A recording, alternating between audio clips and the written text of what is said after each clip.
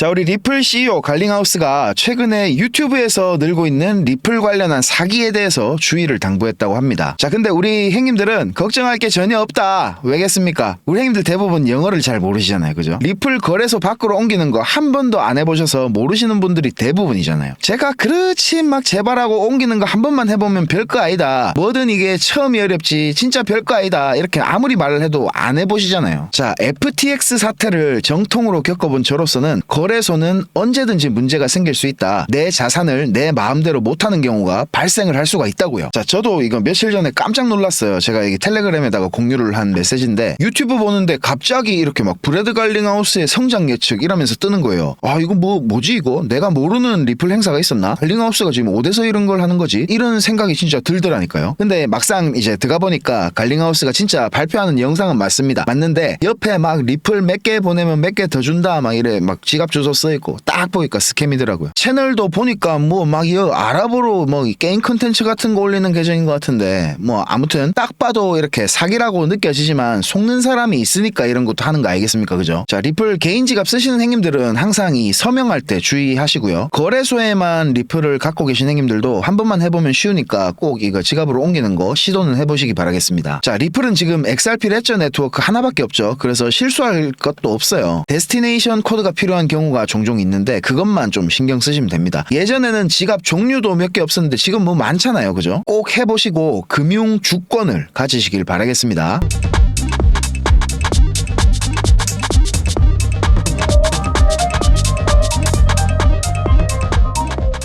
안녕하십니까. 자타공인 리플 분석 기능장 트레이더 데이빗입니다. 제가 지금 리플 이렇게 조정이 나올 걸 어떻게 알았냐. 바로 요 고점 근처의 움직임이 비트코인이 지난번에 이제 109K 고점을 만들 때 이때의 움직임이랑 100% 동일했습니다. 제가 그때도 한창 막 비트코인 가격 올라가고 있는 상황에서 조정 나올 거다 이렇게 말했다가 욕을 푸지게 얻어먹었는데 결과적으로는 이제 제 분석이 정확하게 맞았죠. 자, 리플 지금 올해 초부터 제 영상 보고 대응하신 분들은 지금 수익이 상당하실 겁니다. 그죠? 자, 먼저 여기였습니다. 리플이 이제 본격적으로 1000원짜리가 되던 그때 다들 막 환희에 차있던 그 타이밍에 이때도 제가 욕을 많이 먹었죠. 왜냐하면 5,000원 근처에서는 가지고 계신 물량 어느 정도는 이제 수익 실현하셔야 된다. 이렇게 줄기차게 계속 말씀을 드렸었거든요. 이게 제가 생각하기엔 한 5,000원 근처까지 갈 것 같아요. 거기서 이제 크게 조정이 좀 올 것 같다는 생각이 들고 있는데요. 자, 그리고 여기 저점이 나올 때도 마찬가지였어요. 고점이 만들어지기 전부터 여기서 제가 사면 된다고 말씀드렸죠. 여기에 대한 최소한의 조정이 와야 돼요. 그래서 제가 요 세 구간을 뽑아놨는데 설명을 드리자면 여기가 이제 제일 확률이 높은 자리인데 2,310원부터 2,440원 요 사이까지 떨어진다면 진짜 그 절 한번 박으시고 감사하게 매수를 하시면 되겠다. 그리고 마지막으로 여기 6월 중순 넘어가는 타이밍에 자, 여기서 익절한 돈 가지고 여기서 원하는 물량 다 못 담았기 때문에 저도 이제 2,700원까지 내리면 추가 매수할 거다 이렇게 말씀을 드렸죠. 정말 많이 내려온다면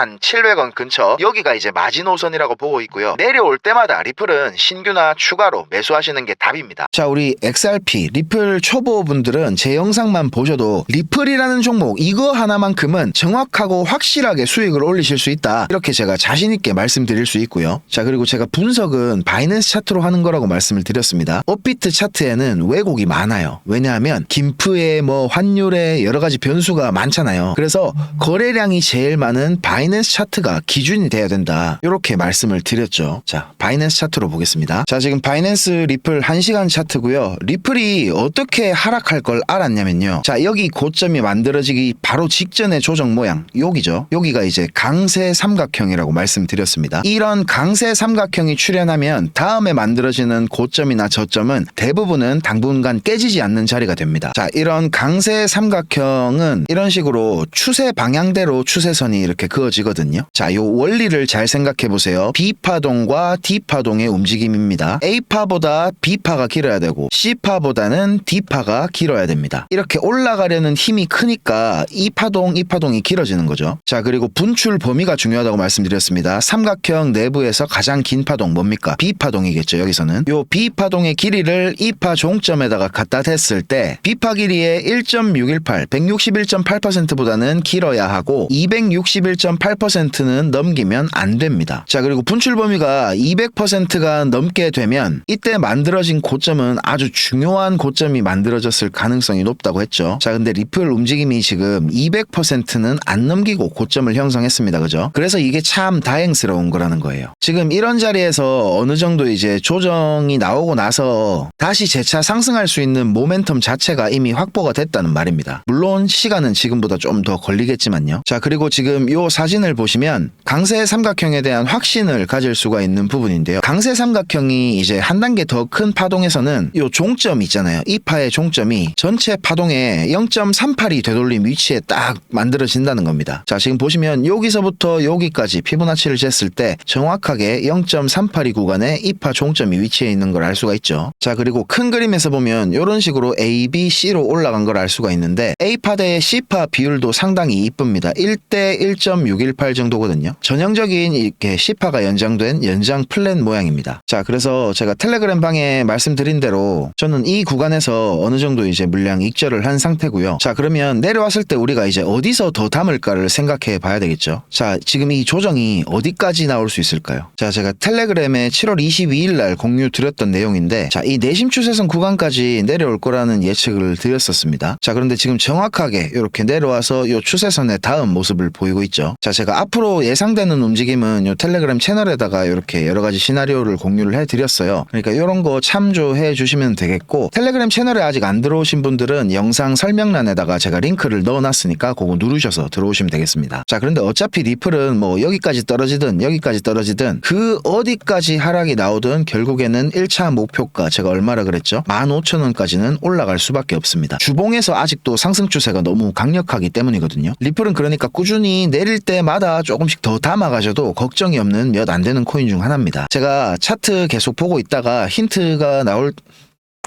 제가 차트 계속 보고 있으니까 요 힌트 나올 때마다 텔레그램 채널에다가 바로바로 공유를 해드릴 거고요. 다시 한번 말씀드리지만 리플은 단기 투자에 적합한 코인이 아닙니다. 장기적으로 진정한 부를 가져다 줄 얼마 안 되는 코인 중에 하나라고 말씀을 드리고 싶고, 꾸준히 제 영상 보시면서 같이 물량을 늘려 나가시다 보면 어느새 우리는 꿈만 같았던 경제적 자유를 맞이하게 될 겁니다. 자, 그리고 제가 방치했었던 개인 채널을 다시 좀 운영하려고 합니다. 코인 공화국이라는 채널인데요.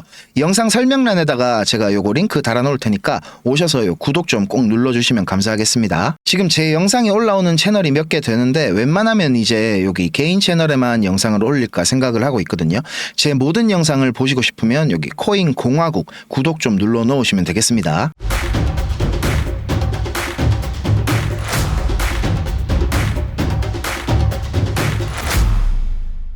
자, 제가 지금까지 기술적 분석으로 조정 얘기를 드렸는데 이제는 정말 중요한 얘기를 드려야 될 시점이 왔습니다. 지금 리플에서 벌어지고 있는 일들을 보면 단순한 가격 변동이 아니라 근본적인 변화가 일어나고 있거든요. 언론에서는 뭐 XRP ETF 이래 나왔다, 좋다 이런 식으로만 보도하고 있는데 이런 거는 진짜 표면적인 분석에 불과합니다. 자, 프로쉐어즈 XRP 선물 ETF 레버리지 상품이 7월 18일 날 출시가 됐습니다. 사람들은 이걸 보고 그냥 뭐 기관 투자자들이 들어올 수 있겠네, 요 정도로만 해석을 하고 있습니다. 그런데 왜 이게 지금 이 타이밍에 나왔을까요? 자, 한번 잘 생각해 보세요.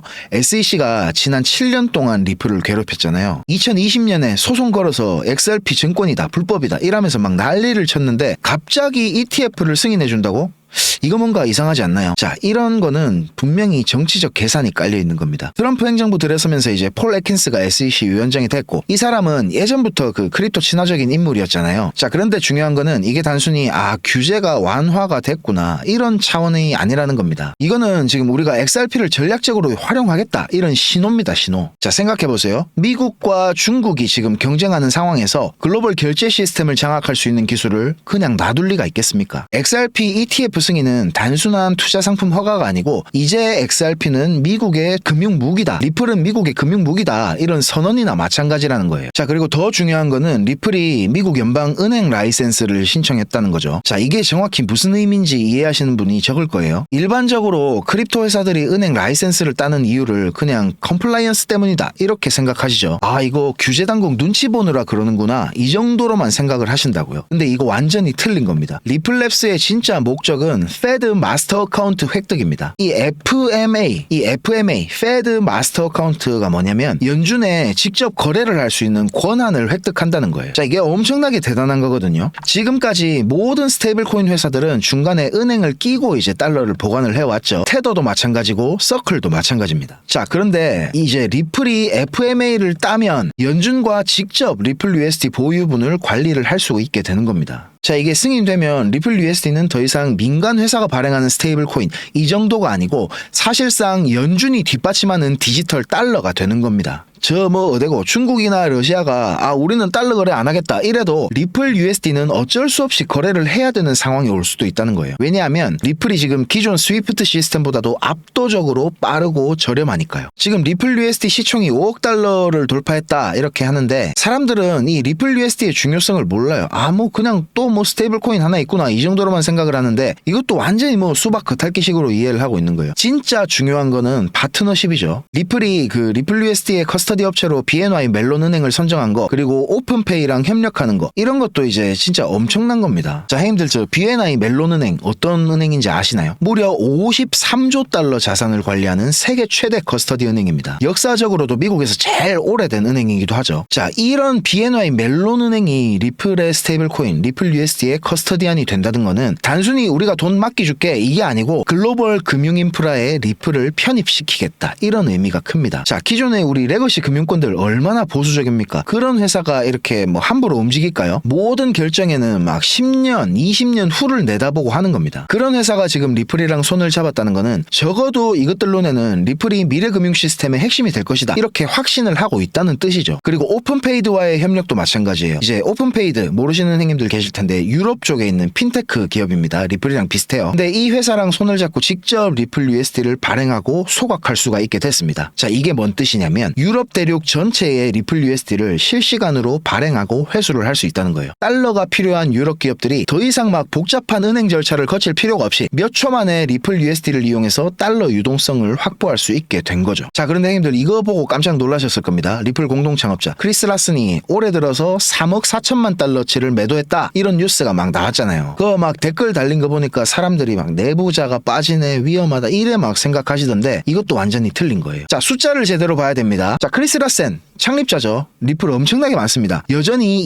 26억 개의 XRP를 보유하고 있어요. 지금 가치로 따지면 대략 한 83억 달러 요 정도 되거든요. 자, 이 83억 달러 중에서 3억 4천만 달러 매도한 게 뭐가 이게 대수입니까? 비율로 따지면 전체의 4%도 안 되는 양이잖아요. 자, 예를 들어 볼게요. 여러분이 1억이라는 돈을 갖고 있어요. 근데 이 1억 중에서 한 360만 원, 400만 원 돈 쓴 거랑 똑같은 거예요. 자, 근데 더 중요한 건 타이밍이죠. 왜 하필 지금 매도를 했을까? ETF도 지금 이제 나온다 하고 은행 라이센스도 좀 있으면 나올 낀데 제가 보기에는 이거 전략적인 매도입니다. 리플이 본격적으로 금융 인프라로 편입되기 전에 일부 물량을 정리해서 규제 당국에다가 이제 나름대로 신호를 보내려는 거예요. 앞으로 가격이 오를 거 아닙니까? 그 전에 팔아치웠다 이걸 강조하고 싶은 거죠. 우리는 토큰 가격 조작 뭐 이런 거 관심 없고 진짜 유틸리티에 집중하고 있다 이런 메시지가 큰 겁니다. 실제로 라스는 과거에도 이제 대선할 때 그때 그 해리스한테 돈 줘가지고 욕 푸지게 얻어먹었잖아요. 그때도 XRP로 기부를 했습니다. XRP로. 그리고 또 하나 생각해볼 점은 만약에 크리스 라센이 진짜로 리플의 미래를 의심한다면 83억 달러치를 다 팔아야 정상이 아닙니까? 그죠? 96%는 들고 있고 4%는 파는 게 이게 오히려 이게 바꿔서 생각하면 나는 여전히 리플을 믿는다. 하지만 약간의 현금이 필요하다. 이런 메시지로 해석할 수가 있다는 거죠. 자, 지금 리플이 하고 있는 모든 움직임들을 종합해보면 하나의 큰 그림이 보입니다. 2025년 말까지 리플은 글로벌 금융 시스템의 핵심 인프라가 되고 싶어 합니다. 자, 지금까지 제가 말씀드린 것들을 다시 한번 정리해보면 연방은행 라이센스 이거는 이제 연준이랑 직접 거래가 가능하다는 거고 리플 USD 시총 확산 요거는 이제 달러 기반 글로벌 결제망을 구축하는 데 필요한 겁니다. 그리고 이제 ETF가 승인되면 월스트리트 금융권에 자금이 유입이 되겠죠. 그러면서 이제 또 BNY 멜론 파트너십 요거는 이제 기존 레거시 금융권과의 완전 통합 요런 거를 완성시키고 싶은 겁니다. 자, 이 모든 것들이 다 완성되면 XRP는 더 이상 암호화폐가 아닙니다. 글로벌 금융 인프라의 핵심 자산이 되는 거예요. 자산이. 생각해보세요.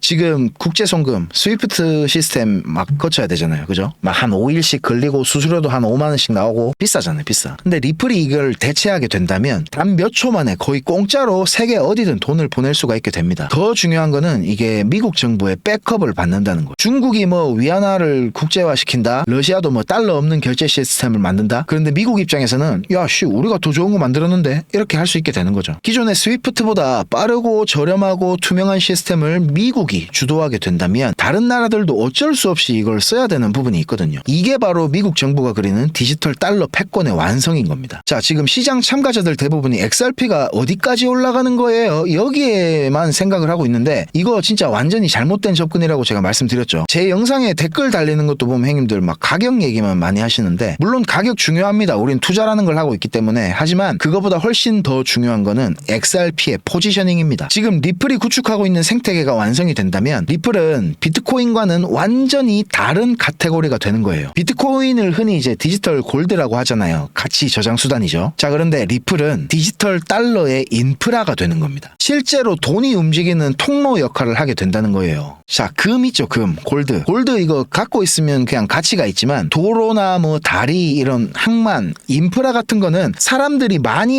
쓸수록 더 가치가 올라갑니다. XRP도 마찬가지인 겁니다. 더 많은 은행들이, 더 많은 기업들이, 더 많은 기관들이 리플 시스템을 쓸수록 XRP 가치가 자동으로 올라갈 수밖에 없어요. 그래서 제가 계속 말씀을 드리는 겁니다. XRP는 단기 투자 대상이 아니라 장기적으로 경제적 자유를 가져다 줄 자산이라고요. 지금 뭐 3달러에서 4달러로 언제 오르냐 이게 중요한 게 아니고 5년 후에 이 시스템이 완성됐을 때 가치를 봐야 된다는 거예요. 그때 되면 XRP는 이제 단순 투기 자산이 아니고 전 세계 금융 시스템을 떠받치는 필수 인프라가 되어 있을 거라고요. 앞으로도 리플이 뭐 올라가는 과정 중에서 여러 번 조정은 뭐 있겠지만 큰 그림에서 돌이킬 수 없는 상승 트렌드에 진입한 거라고 봅니다, 저는. 그래서 제가 계속 말씀드리는 거예요. 지금 이런 조정에 막 무서워서 털지 마시고 오히려 이런 근본적인 변화들을 주시하시면서 장기적인 관점을 유지하시라고요. 지금 리플이 깔고 있는 이 인프라가 완성이 되면 XRP 없이는 글로벌 금융이 돌아갈 수 없는 세상이 올 겁니다. 그때까지 버틸 수 있느냐 없느냐의 차이가 진짜 우리가 부자가 될 수 있느냐에 안 되느냐 이런 거를 가를 거라는 겁니다. 비트코인 도미넌스가 60%다. 이게 아직도 무슨 뜻인지 모르시는 분들 계시죠? 자, 우리 전체 크립토 시장에 있는 돈 중에 60%가 비트코인에 들어가 있다는 겁니다. 비트코인 가격이 유지가 되면서 이 60% 도미넌스가 붕괴된다는 거는 그 돈들이 이제 알트코인 쪽으로 이동하면서 본격적인 알트코인들의 폭등을 알리는 신호탄이 될 거라는 거죠. 자, 이 말인즉 우리가 다가오는 알트코인 시즌을 준비할 기회가 그만큼 얼마 남지 않았다는 뜻입니다. 다가올 알트코인 시즌 폭발적일 것임에 틀림이 없습니다. 왜냐하면